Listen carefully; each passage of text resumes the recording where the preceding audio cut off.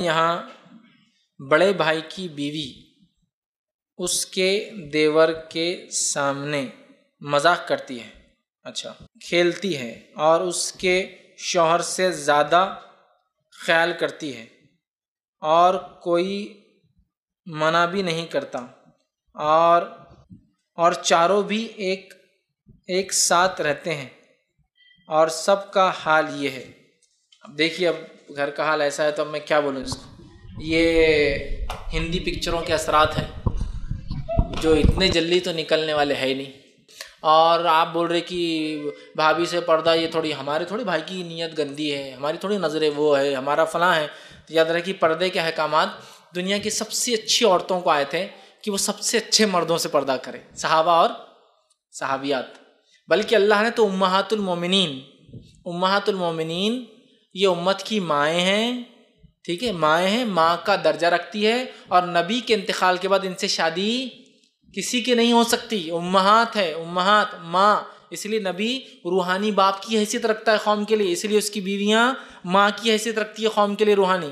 اور صرف روحانی نہیں بلکہ ان سے شادی کرنا حرام ہے، اس لیے امہات نے شادی نہیں کی۔ پھر سمجھ رہے آپ کہ تو وہ ماں ہے پوری قوم کی، ٹھیک ہے۔ تو امہات المومنین کو حکم ہوا کہ جب نبی کی غیر موجودگی میں کوئی صحابی آئے اور سوال کرے تو سخت انداز میں بات کرو۔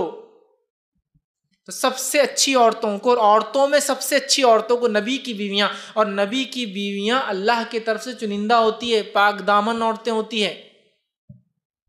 نبی کی بیوی کافر تو ہوئی لیکن بدچلن نہیں ہوئی کسی نبی کی بیوی، یاد رکھیے پاک دامن عورتیں ہی ہوتی ہے وہ۔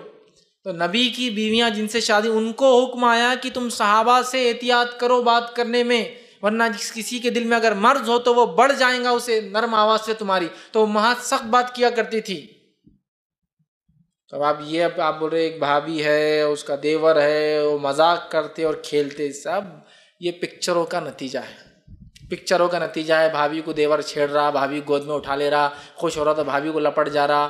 یہ سب کیا ہے؟ یہ سب فالتو باتیں ہیں، یہ پکچروں کے اثرات ہیں، اور یہ جان ہی رہے سماج سے ہمارے بہت نظر آ رہے۔ اور آج کل کی دنیا میں تو ریلیشن شپ بلڈنگ ایک عجیب ہی سسٹم چل رہا، تعلقات بنا رہے، سب سے تعلقات ہی بنا رہے لوگ۔ اچھے تعلقات سب سے ہونا، بھابھی سے بھی اچھے تعلقات، بھیا سے بھی اچھے تعلقات، اپنی سالیوں سے تو اور اچھے تعلقات، بیوی زیادہ اچھے تعلقات سالیوں سے، ٹھیک۔ یہ سب کیا ہے؟ محرمات کے لمٹ نہیں، اسلام تو پھر ہم کو ہر چیز سے توڑ دے رہا۔ اسلام اب وہ کسی چیز سے نہیں توڑ رہا ہے۔ آپ کی محرمات کیا کم ہے آپ کے لیے؟ آپ کی والدہ یا مائیں، اگر ایک سے زیادہ شادی کیا ہے تو آپ کے والد نے، ٹھیک ہے، آپ کی پھوپھیاں، آپ کی خالائیں، آپ کی سگی بھتیجیاں، آپ کی سگی بھانجیاں، آپ کی والدہ اور اس کے اوپر نانی پڑنانی، اور آپ کی دادی اور اس کے اوپر کی جتنی نسلیں، سب محرمات ہیں نا آپ کے لیے۔ ان سے تو آپ رکھو نا تعلقات۔ آپ کی خود کی بیٹیاں، یہ سب تو ہے نا آپ کے لیے، اور کیا چاہیے آپ کو؟ یہ سب شیطانی ہیلے راستے ہیں۔ میں کہتا ہوں اس کے بہت زیادہ سنگین نتائج آتے ہیں، چاہے آپ کی نظریں کتنی بھی پاک ہو، شیطان نے آپ کو کہیں نہ کہیں ایسی چوٹ دینا ہے جو نہ سمجھ میں آئیں گی، اور گناہ ہونے کے بعد پھر نادم ہونے کا موقع بھی کبھی کبھار وہ نہیں دیتا ہے، اور وہاں بھی بہکا کے آپ کو ڈپریس کر کے کوئی اور کرائم اور گناہ کرواتا ہے۔ لہٰذا میں کہوں گا یہ رشتوں کو بہت ریجڈلی، سختی کے ساتھ کتاب و سنت کے ٹریک پہ لانا ضروری ہے کہ ہمارے رشتے محرم اور غیر محرم کے بہت ریجڈلی ڈیفائنڈ ہو، اور غیر محرم ہے تو پھر چاہے وہ کتنا ہی اچھی عورت اور مرد ہو، وہ غیر محرم ہے، اور کتنا ہی اچھا ہو، یہ سب چیزوں کو ہم کو کرنا ہے۔ لیکن بڑی افسوس کی بات ہے سماج اس کو بالکل سپورٹ نہیں کرتا۔ اگر آج میرے گھر پر کوئی آ جائے، میرا چچا اور میری بیوی بولتے گھر پہ کوئی محرم نہیں ہے، آپ چلے جائیے، تو بس بجلیاں کڑکنا شروع ہو جائیں گی، پورے خاندان میں ہاہاکار اور تماشا۔ چچا کو واپس کر دیا بیوی کے لیے، اور چچا پہ شک کیا، بڈھا ہو گیا، وہ سفید ہو گئی اس کی داڑھی، اس پہ شک کیا۔ کسی پہ کسی نے بھی شک نہیں کیا۔ شریعت کا حکم ہے، ماننا ہے تو مانو، توڑنا ہے تو توڑو، نقصان آپ کا ہے اور ہمارا ہے، کیا کرنا ہے کرو۔ شریعت سب سے پاکیزہ ہے، انسانی فطرت کے مطابق ہے، وہ جانتی ہے کیا کرنا اور نہیں کرنا ہے، وہ ہم کو ہماری نفس سے زیادہ اچھا جانتی ہے، ہماری فطرت سے زیادہ ہماری فطرت کو پہچانتی ہے۔ جو چیز ہم نے نہیں جانی ہمارا رب ہم کو جانتا ہے۔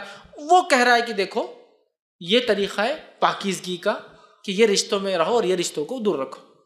پھر بھی آپ بولیں نہیں نہیں میری بھابھی تو بہت فلاں ہے اور ہمارا دیور تو بہت اچھی نظر کا ہے، تو میں سمجھتا ہوں پھر آپ تو کہہ رہے ہیں کہ صحابہ شاید اچھی نظر کے نہیں تھے، نعوذ باللہ، اسی لیے اللہ نے کہا صحابہ کو صحابیہ سے نہیں، وہ سب سے اچھے مرد تھے دنیا کو، سب سے اچھی عورتیں تھی، جب ان کو حکم پردے کا، ان کی آنکھوں میں کوئی برائی نہیں تھی، ان کی نظریں سب کی پاک تھی، پھر بھی حکم ہے، لہٰذا ہمیں بھی ماننا ہوگا اور قیامت تک کے لیے یہ چیز چلنے والا ہے۔ حتیٰ کہ نبی اکرم صلی اللہ علیہ وسلم نے غیر محرم عورتوں کو دیکھنا پسند نہیں کیا۔ اب نبی سے زیادہ پاکیزہ آنکھیں کس کی ہو سکتی؟ آپ کی سالی صاحبہ ایک مرتبہ جو ہے ایسے کپڑے پہن کے آگے جو پتلے تھے اور آپ کی عمر اب بڑھ چکی تھی، اب بالغ ہو چکی تھی، آپ نے کہا چہرہ پھیر کے جب لڑکی بالغ ہو جاتی ہے، جب لڑکی بالغ ہو جاتی ہے تو وہ جو ہے اپنے جو ہے اس کو مکمل جسم کو ڈھانکنا ضروری ہے، اور پتلے کپڑے پہننے سے آپ نے ان کو منع کیا اور کہا ایسی حالت میں پھر وہ کسی کے سامنے نہ، تو اپنی سالی صاحبہ سے آپ نے منہ پھیر لیا۔ نبی کی نظر سب سے پاک ہے۔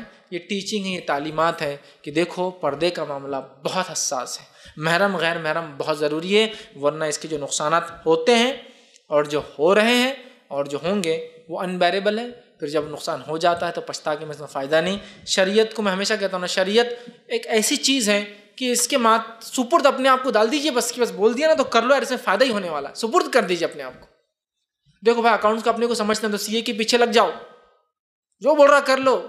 ڈاکٹر ہی اپنے کو سمجھتے ہیں، ڈاکٹر نے کوئی بھی دوا لکھا ہوگا جو بولا کھا لو، تو میں کہوں گا شریعت نے لکھ دیا، نہیں سمجھتا تو بس بول دیا تو کر لو، نہیں سمجھتا تو کر لو، بس کر لو، فائدے کی چیز ہے۔ ڈاکٹر سے اور سی اے سے زیادہ جو ہے شریعت حکیم ہے، اور چونکہ وہ بنانے والے کی ہمارے رب کی طرف سے دی گئی ہے، لہذا نہیں سمجھ تو نہیں رہا لیکن ماننا تو ہے، سپردگی کر دو، فائدہ ہوگا۔ ورنہ میں بولتا ہوں شریعت کے خلاف جاؤں گے تو شیشے کی دیوار پہ سر مار کے آؤں گا، سر پھوٹتا ہے، دیوار نہیں ہلتی جگہ سے، حقیقت اٹل ہے۔ اب تم بولیں گے نہیں ایسا نہیں ہوتا، مارو سر شیشے کی دیوار پہ، سر پھوٹ جاتا ہے، شیشے کو کچھ نہیں ہوتا ہے، اور دیوار کو فولاد کی کچھ نہیں ہوتا، آپ کا سر پھوٹ جاتا ہے۔ تو بس یہی ہے، نقصان ہوتا ہے پھر پچھتاتے، اس سے بہتر ہے شریعت نے کہہ دیا مان لو۔ دنیا میں تو سب کی مان لے، ڈاکٹر بول رہا ہے یہ کرو تو کر لیا، انجینئر بول رہا ہے یہ کرو تو کر لیا، فلاں بول رہا ہے فلاں، تو رب بول رہا ہے کر لو، تو بس یہ پلان ہے رب کا، مان لو، فائدہ ہونے والا انشاءاللہ، ٹھیک ہے۔ تو لہٰذا نظریں کیسی ہے فلاں وہ سب چیزیں چھوڑ دیجئے، شریعت نے کہا مجھے ماننا ہے، یہ اگر ہم بنا لیں اپنا مزاج تو انشاءاللہ یہ تمام باتیں انشاءاللہ عزیز ختم ہو جائیں گی۔